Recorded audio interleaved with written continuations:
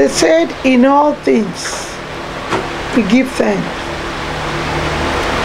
I want to give thanks to the Almighty Living God for today.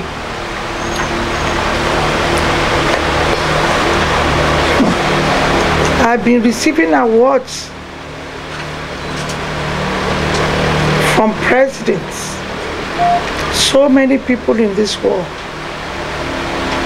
This award is a little bit scary for me because I think it's the Almighty God that made it possible. Yeye. Yeye is Yeye. That's Mama. Atayese. Whoa. Do I qualify? Yes. Atayese is deep. He's the Almighty God that can give you that baton to go to the face of the earth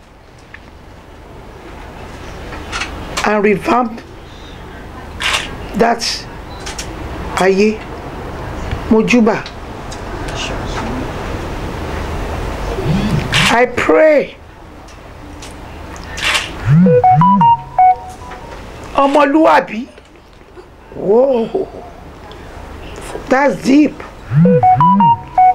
To be given an honor, Omoluabi, is divine.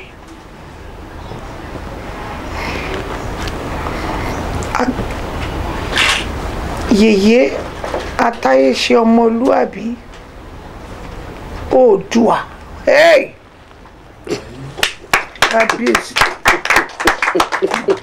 I think I should stand up for that one. That's Oodua. Luckily, my DNA is Oodua. My DNA is Oodua. I happen to be a daughter of the firstborn of Oodua. That's my lineage. Oye yìí ò ṣojú lásán o. Wọ́n tún wá ní Agbaiye. I'm nervous. Don't be. But I believe when the Almighty God bestowed power on you, He will guide you to use it right. I dedicate it to the glory of the Almighty God.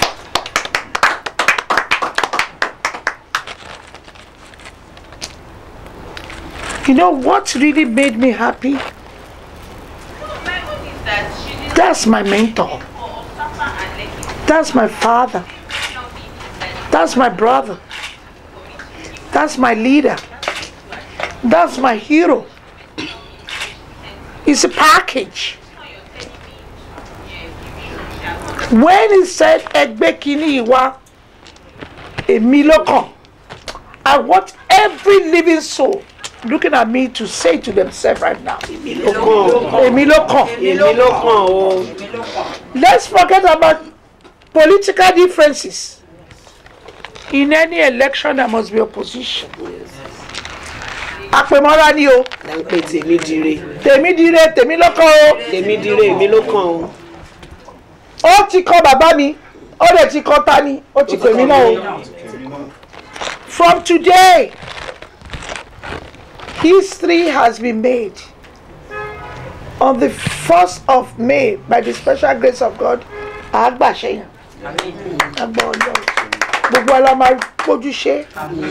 But from now to the 1st of May, everybody born of a woman,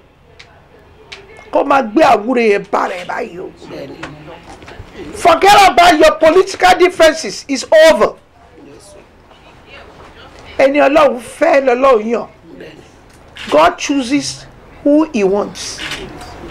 It's for us to now suck it up and say, Father, we thank you for this, our leader. Like I said, in America, That's where I came from. We support our leader. We don't demand too much from them.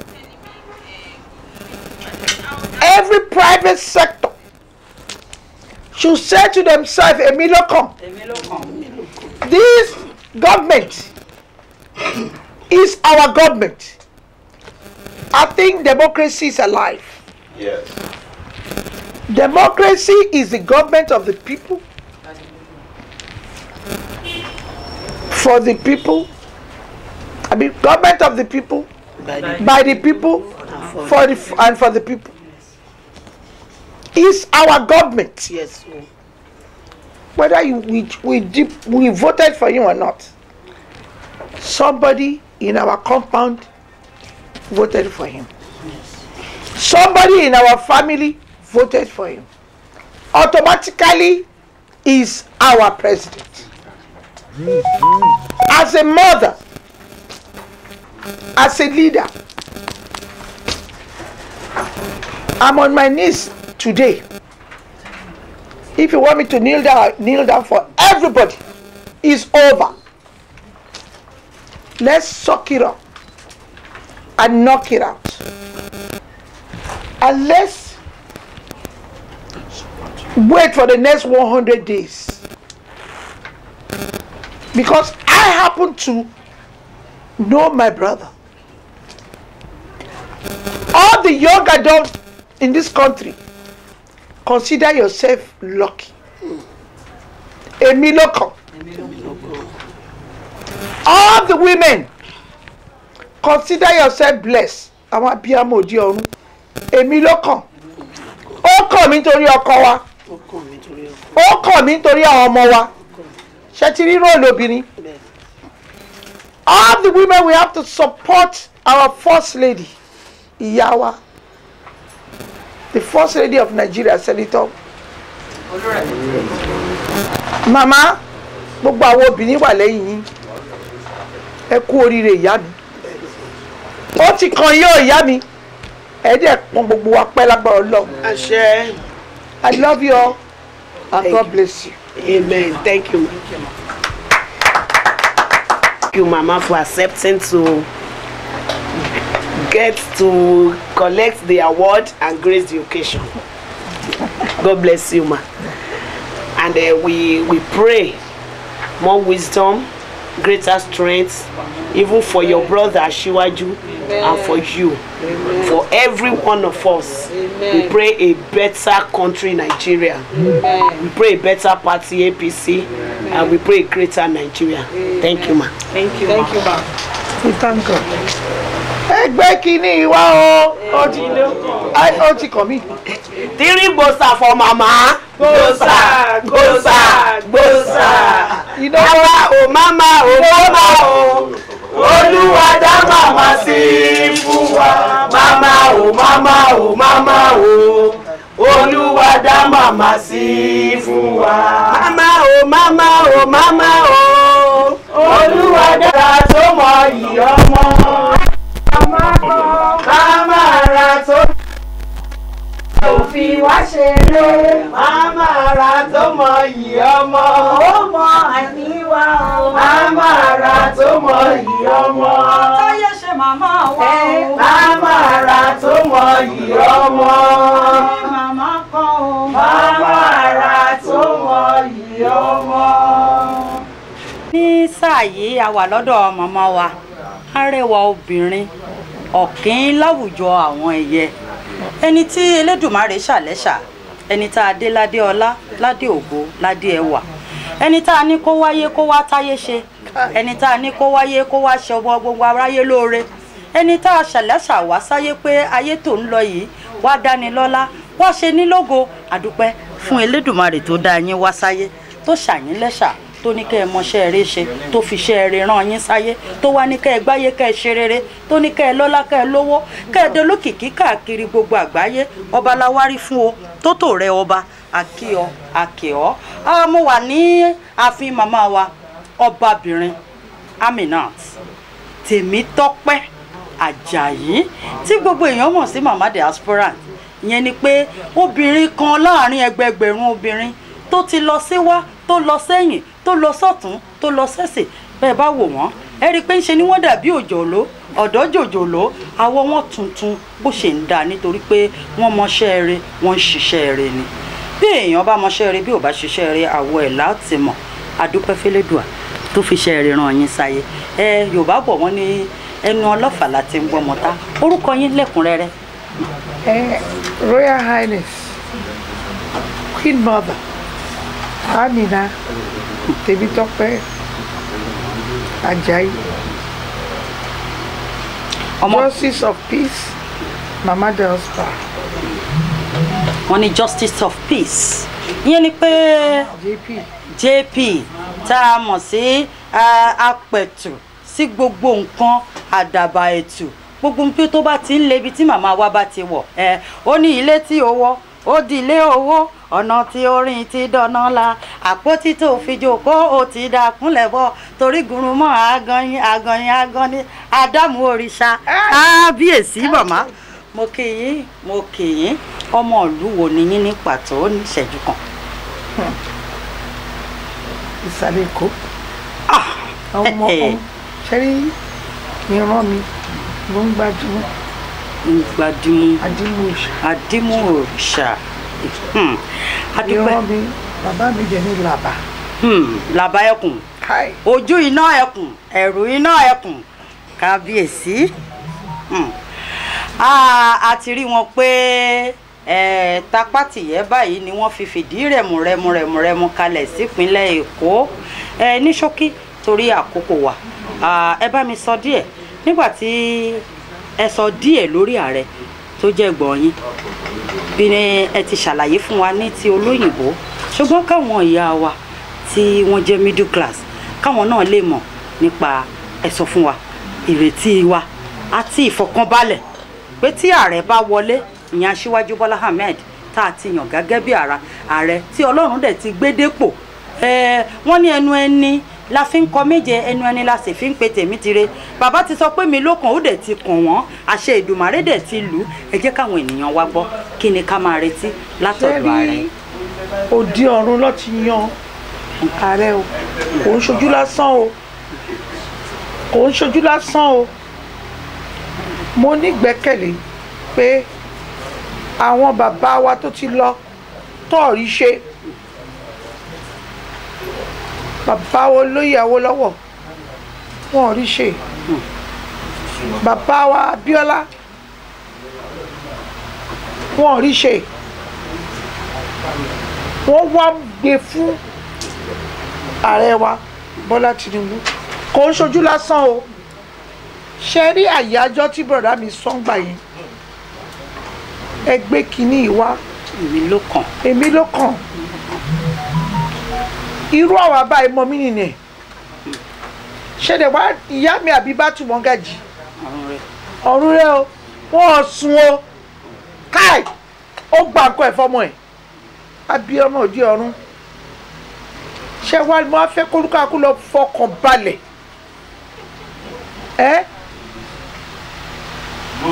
kó bẹ̀ sí kan fún rẹ̀ pé ó yí bíríbírí ó ṣe kí ni. kan mi o oore Ọlọ́run yìí kan mi o ó yí bíríbírí ó yí kan mi o àánú Ọlọ́run yìí kan mi. nǹkan tó ṣẹlẹ̀ ń sìn ni ẹ̀ o àpèmọ́ra là ń pe tèmi dire o látẹnu ẹ̀ ní ìlọ eléyìí ti di ta ni ó gòkè Olúwa lọ. tàbí ta ni ò dùn bí mímọ́ rẹ̀ ẹni tó ní ọwọ́ mímọ́ àti àyà funfun. tí ò fẹ́ inú ẹ̀ báyìí tí ò dé burú ẹ̀ tán.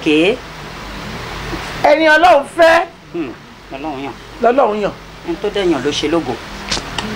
ká fi yòókù lẹ̀ fọ́ lọ́wọ́ ọba àlàyé òun ló dá gbogbo wa sí Nàìjíríà orí nǹkan tá à ń gbójú ó dẹ̀ ní àsìkò ti tó ó ti kàn mí sìn ní agbára Ọlọ́run ire lójú owó rí èrè lóbìnrin ń jẹ lábọ̀ ọjà á jèrè tọmọtọmọ wọ́n ní bàbá ṣe la ṣe pé bó ní ṣiṣẹ́ rẹ̀ bọ̀ láyé mi bàbá ṣe la ṣe pé ẹ wúre fún gbogbo wa.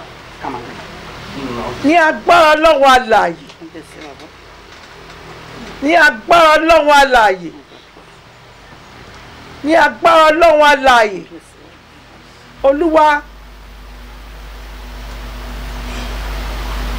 oh God Ọlọ́run tọdún tó kọjá ìrètí èyí tí ń bọ̀ káwọn òkè tó dúró àti kọ́ tó dá ayé láéláé ìwọ ni Ọlọ́run bákan náà láì lópin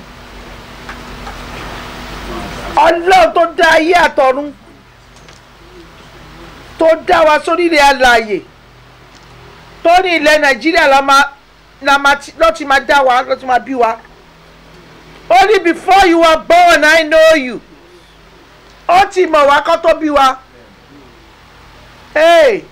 ilẹ̀ àánú Ọlọ́run ń ṣú o èrè lóbìnrin ń jẹ lábọ̀ ọjà ní agbára Ọlọ́run gbogbo la máa jèrè tọmọtọmọ Olúwa ọlọ́jọ́ èní o bó ṣe kàn án bàbá wa olóríire ló máa kọ àwa náà tọmọtọmọ látẹnu èyí lọ àìrójú àìráyè kò ń ṣe tiwa mọ́ o Olúwa tó ṣílẹ̀kùn àánú despite gbogbo opposition olú àlùyọ àwa náà àlù àlùyọ o tọmọtọmọ Olúwa èmi ò gbójú mi sórí òkè wọn ni níbo ni ìrànlọ́wọ́ mi ó ti wá o ìrànlọ́wọ́ mi tó dá ọ̀run wáyé ó ní òun ò ní jẹ́ kí ẹsẹ̀ wa kí ó yẹ̀ kí ẹ̀ sí ẹ ti pa Ísírẹ́lì mọ́ kí n tó ògùn ibẹ̀ ni kì í sùn Olúwa ní òjìji wa ní ọwọ́ ọ̀tún wa òrùn kì yóò pa wá gbọ̀nsán Olúwa ọba alààyè tàbí òṣùpá ń gbòòrú gbogbo ọmọ Nàìjíríà Olúwa yóò pa wá mọ́ kúrò ní gbogbo ibi àtọkùnrin àtobìnrin Ìgbò Fúlàní Haúsá whatever Yorùbá yóò pa ọkàn wa mọ́ o Olúwa yóò pa àlọ àti àbọ̀ wa mọ́ láti gbà yín lọ àti láéláé.